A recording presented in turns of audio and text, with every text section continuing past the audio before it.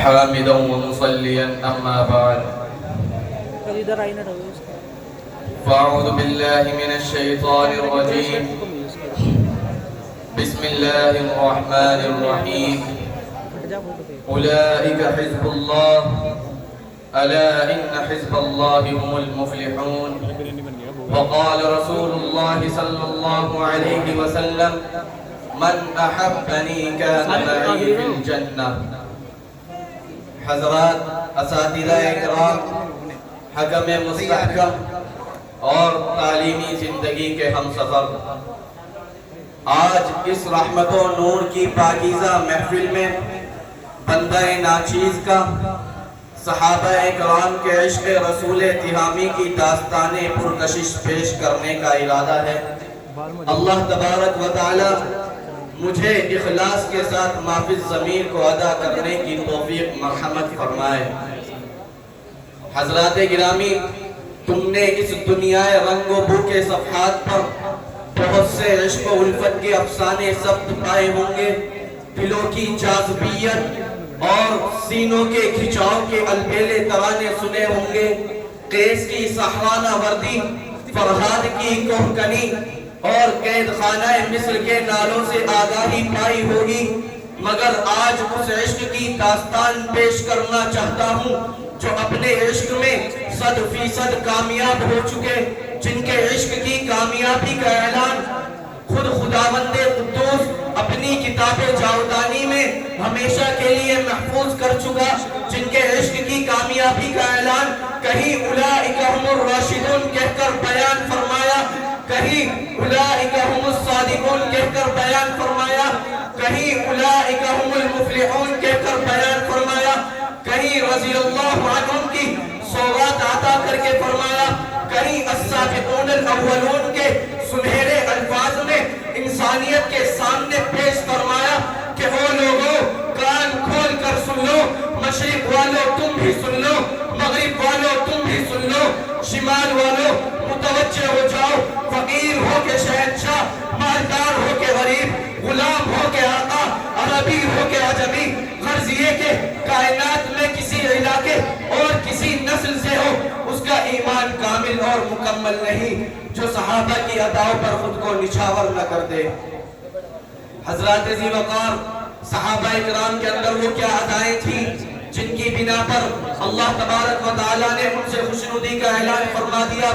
یہ سب کچھ اس لیے ہوا کہ صحابہ اکرام نے محبوب دو عالم کے لائے ہوئے دین کی خاطر اپنی جانوں اور اپنے مالوں کو وقف کر دیا، رحمت للعالمین کی اتباع کے لیے اپنے خاندان اور رشتہ داروں سے دشمنی خرید لی تھی، جو آپ علیہ السلام کی رضا کی خاطر جگر کا خون پیش کرنے کو ایک معمولی سی چیز سمجھتے تھے، اور ان کی یہ پکار رہتی تھی،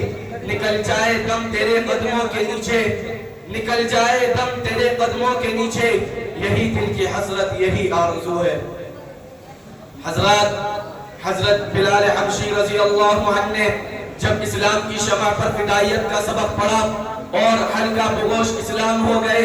تو اس پاداش میں کفار مکہ نے ان کو ایسی تکلیفیں پہنچائی کہ آسمان جن کو دیکھنے کی طاقت نہیں رکھتا تھا، جب اس عاشق رسول کو عرب کی کپتی ہوئی زمین پر لٹا کر سینے پر پتھر کی بڑی چٹان رکھتی جاتی تو زمین خون کے آنسوؤں کا سیلاب جاری کر دیتی، فرشتے چیخ اٹھتے، شجر و حجر کانپ اٹھتے، پرند و چرند سہم جاتے کہ خداوندہ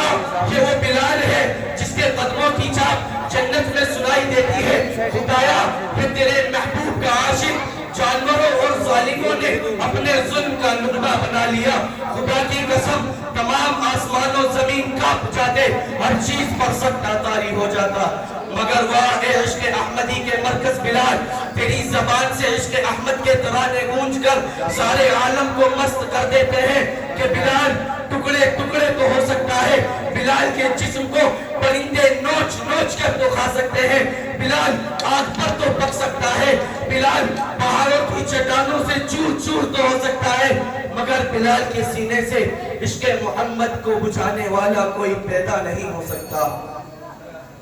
اسی طرح ایک مرتبہ کعبۃ اللہ میں جو ابراہیم علیہ السلام نے ایک اللہ کی عبادت کی خاطر اپنے ننھے اسماعیل کو لے کر تعمیر کیا تھا، جس گھر کی تعمیر کے لیے ہاجرہ اپنے ہاتھوں سے کام کرتی تھی، اس گھر میں اللہ کے اس راج دلارے کو کفار مکہ گھیرے ہوئے تھے، کوئی گالی دے رہا تھا، کوئی تھپڑ مار رہا تھا۔ نبی کا ایک سچا دیوانہ ابو بکر صدیق اس حال کو دیکھ کر گھبرا جاتا ہے اور پکارتا ہے، او جہالت کے اماموں، او ظالموں، اللہ کے اس دل پر تکلیف دیتے اور ستاتے ہو جو امن و انصاف کا سبب دیتا ہے، جو وحدانیت کی شمع کفرستانوں میں فروزہ کرنے کے لیے رات دن کوشاں ہے۔ ابو بکر کی یہ آواز جب ان کافروں کے کانوں میں پڑی تو آپ علیہ السلام کی طرف سے توجہ ہٹا کر ابو بکر کو پیٹنا شروع کر دیا اور اتنا مارا کہ ابو بکر بے ہوش ہو کر زمین پر گر گئے۔ اسی بے ہوشی کے عالم میں ان کو وہاں سے منتقل کیا گیا۔ کافی وقت کے بعد جب ابو بکر کو ہوش آیا، جب نبی کی ایک ایک ادا کو سینے سے لگانے والے نے آنکھ کھولی تو نہ اپنے جسم کی پرواہ تھی، نہ زخموں کا خیال تھا، بس ایک دم سے یہی صدا گونجی، مجھے اس چہرہ اقدس کی زیارت کرا دو جس کے دیدار کے بعد دنیا کی کوئی مصیبت نہیں۔ میں اس چہرہ انور کو دیکھنا چاہتا ہوں جس کی سیاہی اور سفیدی پر میری زندگی قربان ہے۔ یہ ہے صحابہ رضی اللہ عنہم کا عشق رسول۔ اللہ تبارک و تعالی ہمیں بھی صحابہ اکرام کی طرح محبوب دو عالم سے سچا عشق کرنے کی توفیق نصیب فرمائے۔ آمین۔ وآخر دعوانا الحمدللہ رب العالمین۔